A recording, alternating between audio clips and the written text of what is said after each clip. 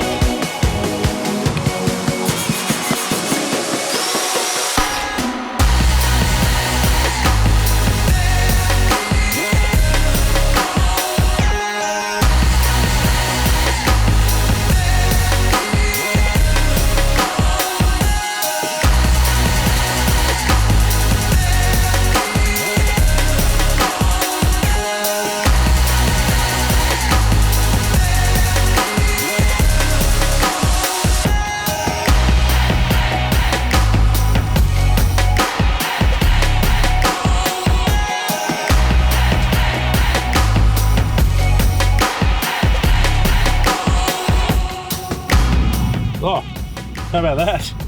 Brakes feel amazing. Pedal feels better, stopping distance is improved.